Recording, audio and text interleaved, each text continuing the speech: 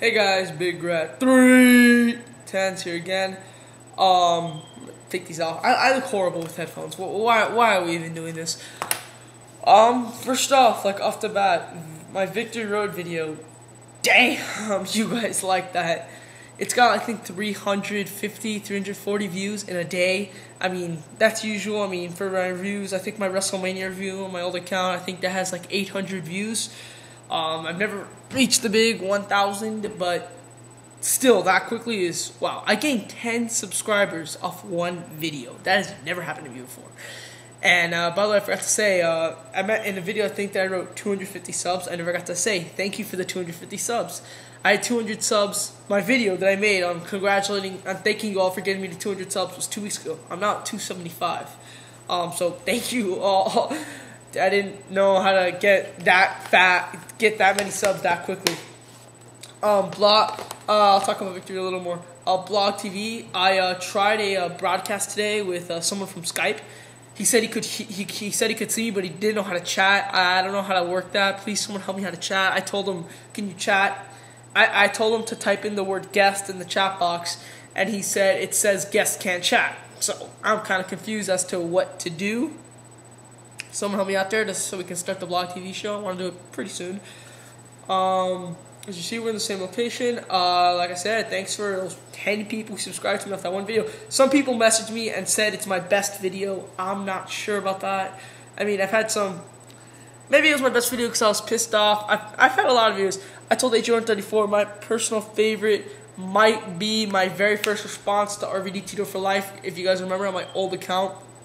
Or my WrestleMania review response to RVD Tito for Life that Trademark joined in on me with. That was a pretty rough video that I did, and it was a two-part video response. Yeah. Anyways, like I said, guys, wow, thank you for all those subs just for one video. 10 subs off one video. That's like unheard of for me. Actually, it's a little more than 10. It's like 12 or 13, and I'm just like, wow.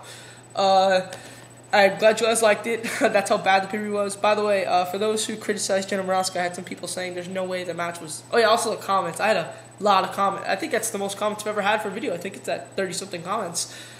And I heard some people messaging me also, Jenna Sharmell wasn't that bad. Well, let me tell you guys, I didn't think it was that bad. Like, after seeing, you know, like the Dirty White Boy, I saw his review today. I saw a few of the guys' reviews today and how they completely bashed it. I'm like, okay, this can't be that bad. So I rewatched the match. It is that bad. It is absolutely atrocious. Seeing Jenna Morasca, I mean, you couldn't really see it well on the stream. So I went to YouTube, thanks to Matt Beast, and because I also had some sound problems, and I saw everything like perfect. It was scary how bad that woman is. I've seen some fucking horrible workers in here. Some of the worst women's wrestlers in the world. She was 10 times worse than all of them. And Sharmell looked like freaking Mamaluke compared to her. But Sharmell was horrible. The ending was horrible. This match shouldn't have been on pay-per-view at all. It was so... God, this is definitely a negative 5-star match if you ask me. And I think it is, because I'm not sure yet. I can't remember when this was. When I saw a talk radio for The Observer, it was in March, and it said we also talk about the not 5-star Taker HBK match, and then Taker HBK got 4 3/4 stars. Well, for this one, for their radio show, like for today, it says we also talk about the negative 5-star match. So, boom, negative 5 stars. I mean, they might be exaggerating, but this is, like I said, for the first one, they could have just said, like, yo, it was nearly a 5-star match. No, they said this is point blank negative 5 stars. So I think we finally got our negative 5 stars, because this is the worst. I've seen Hogan Warrior. I've seen Mr. T. Piper. I've not seen the Heroes of Wrestling one yet. But this one is worth from both of them by far. Okay, let's get to the Hardtruths. Damn, I wasted so much time. This might be a 2-part video. You know I did a lot for my Hardtruths. For all my new subscribers, since I got a lot. And Sanders Robin, that was cool. For those of you who don't know, I recently got like 12 ROH DVDs, and I'm trying to review as many as I can. I do 2 at a time, because I used to do 4 at a time, but I never would have enough time for each one. Okay, the ones I'm going to do today are Death Before Dishonor 3 and the ROH 4th anniversary show. This show not a lot of people have. Even C-Dude, the guy who was my ROH guy, who asked him, who almost knows every single show, does not have this show. Maybe he's seen it through torrent, but he doesn't have it. Okay, let's get to Death Before Dishonor 3. This was a very good show, I might say. I'm going to give it an 8.5. I did enjoy it. I had some fun with it. with ROH, with 2.5-star matches, their 2.5-star matches are good. They just, like, most of the time it's they're short. Or I expected more or something. But honestly, for ROH, I can enjoy a 2.5-star match easily. Let's go to the card here. BJ Whitmer and Jimmy Jacobs versus Jimmy Rave and Fast Eddie. This was 2.5 stars. But like I said, I enjoyed it for the most part. Fast Eddie did like a... damn, I don't have Mr. Bear with me. He did a fall-away slam or the last call or whatever JBL did from the top rope. But instead of throwing the guy, he flipped with the guy and landed with him, with the guy's body in his hands on the ground. It was a pretty cool spot. 2.5 stars. Carnage Crew versus Dunn and Marcos. Anything goes. I expected a lot more from an Anything Goes match. From what I got, because like I said, it was short, I'm going to give it 2 3/4. I guess it was good, I guess. Joe Cabana. I did not think Cabana... I haven't seen much of Cabana's in-ring work. I did not know he was this good of a technical wrestler. I mean, he didn't show much. But, I just saw a different side of Cabana in this match. I mean, he still had fun, which is why I like to see in a Colt Cabana match. Him just goofing off. But, he did show some pretty good wrestling prowess in this match. And I like this match. I'm going to give it 3 stars. I did enjoy it. AJ Styles, Petey Williams, I was kind of upset. When you see a match like AJ Styles and Petey Williams, especially in ROH, I expected a 4-star classic. It was 3.5. In fact, I could say 3 1/4 if I want to. But it was still good. Some back and forth stuff. Roderick Strong and Jack Evans versus Izzy and Deranged. This was a very fun match. ROH tag team matches are hard to beat. I'm going to give this another 3.5 stars. I really did enjoy this match. It was a little short, and Jack Evans, this is the only match I'm going to reveal the spoiler to and the main event. Jack Evans got the pin, and then after the show, he said he wanted to take a break because he kept losing or whatever. I don't like to see that, but whatever. So then my next ROH DVD is in 2005, Jack Evans won't be there. Boo. James Gibson, who's Jamie Noble, if you guys don't know, versus Nigel McGuinness versus Homicide versus Azrieal in a 4-corner final match. This was very good. 3 3/4. I did enjoy this match a lot. I don't even remember. Oh, yeah, I do remember who won. And I think it worked well. These guys did their job. 4-corner survival matches in ROH usually aren't anything special. This was very good. I'll give them that. Low Key versus Jay Lethal. Again, 3 1/4. I expected a little more from it. It was kind of good, I guess. I did kind of enjoy it, but not much from it, I guess. Austin Aries versus CM Punk. This was a 5-star match, and let me explain why. It was 30 minutes of an amazing match.